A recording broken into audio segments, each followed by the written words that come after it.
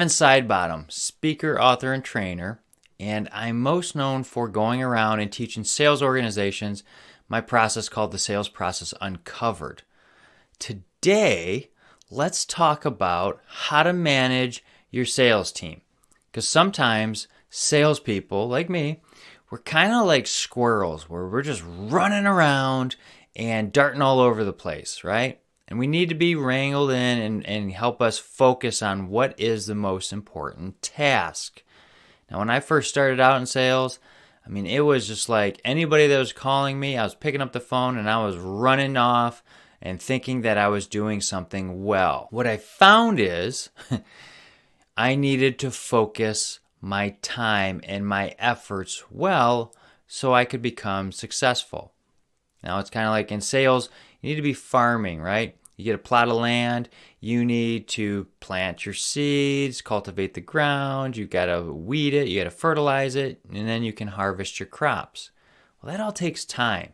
And in sales, time is of the essence. We don't have tons of time. We've got Monday through Friday, typically during business hours. And then you got your lunch times and you got all this other stuff that comes in, busy times for the customers. So you're really whittling down the amount of time you actually have to engage your customers. That's right. We have a little bit of time. So we need to be able to focus. Now, the sales manager's role is to help us focus, how to grow us, how to help invest in us. Because us salespeople need that investment and that focus. Now, typically what I hear from a sales manager is, well, I just need to manage my team, manage people and processes. That's not what a sales manager or effective sales manager really is. That's right. An effective sales manager is somebody who is helping them focus, but also helping them grow. We have to constantly be growing or we're going the other way. So as a sales manager, we need to be investing in our teams. We need to help give them new tips and tricks and help them grow. We need to make time for them. Now, one of the things I always tell sales organizations is if you're not doing this, you need to start today, and that is invest in your sales team by bringing them together at least once a year to have a sales trainer come in that comes and helps add value by giving you some new tips and tricks, what they're seeing in the marketplace to help grow your efforts. And now, that doesn't have to be just, I'm going to grow in sales. What's the ultimate close? You don't always have to do that. It could be prioritizing your territory.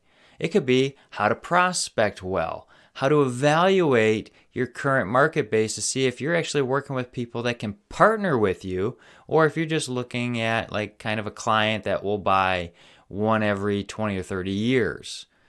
You need to be able to really invest in your teams to add value. So the constant focus for a sales manager, which I think should be called a sales leader, to help grow their team, because leaders are always adding value and helping growing everybody around them. They grow the influence, they grow the intelligence, and everybody benefits.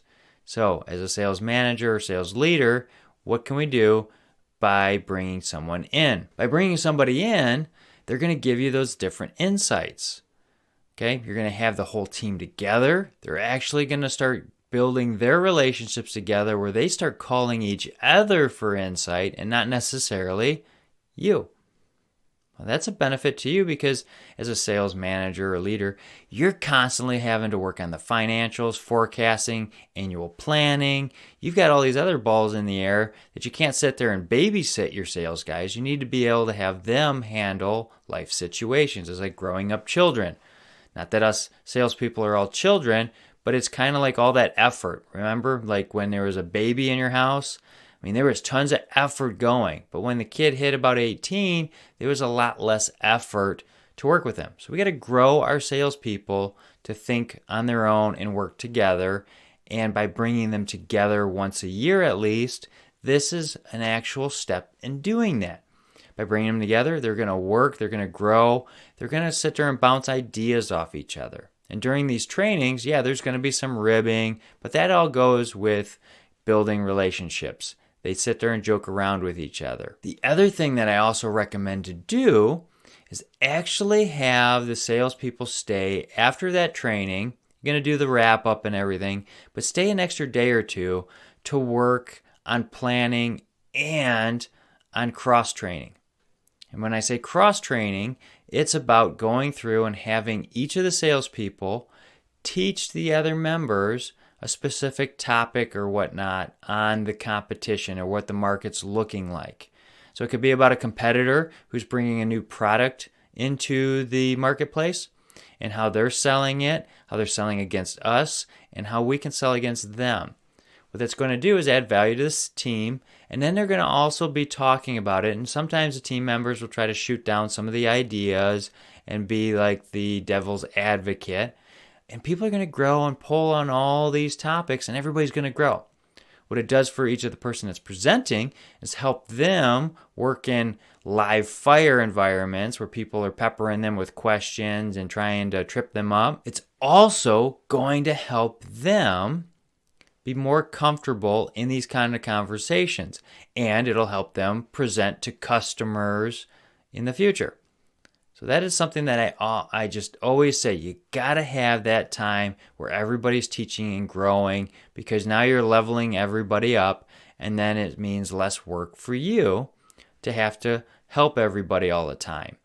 So it's like what a therapist once told me is, when someone's in a pool and you're trying to help them out of the pool, you're not pulling them up, they're pulling you down.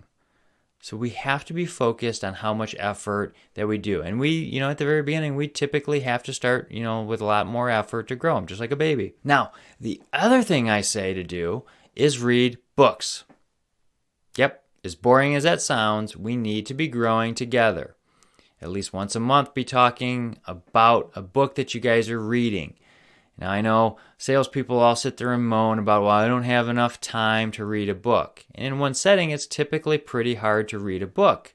But here's a little process I've used to read about 12 books a year for the past decade. I go and read 10 pages a day. That's it. Just 10 pages a day. And I'll take notes and write some stuff down. But 10 pages a day times 30 days get you a 300-page book a month. Yeah, there's plus or minus a day or two in some of the months, but typically a sales book is under about 300 pages. So we can do this. And I don't recommend, one book a month right out the get-go, but maybe it's a book a quarter. You have 4 books a year with the team. And have some of the team members recommend books. Have them give some skin in the game, because now it's their idea and they'll be more inept to do it. But sitting there and talking about the books, the new concepts, will help your team grow. And I tell you what, when people are growing, so is the business. When you have new tips and tricks, everybody is impacted and grows. So these are just a few things that you should be doing as a sales leader to help your team grow. It'll benefit the team, but it also benefits you. Now, if you have any questions about this, feel free to reach out. Contact information is below. And if this video is helpful, like and share it with some of the other people on your team. That's why I'm making these things, is to help people learn, grow, add value every day. All right? We'll see you next time.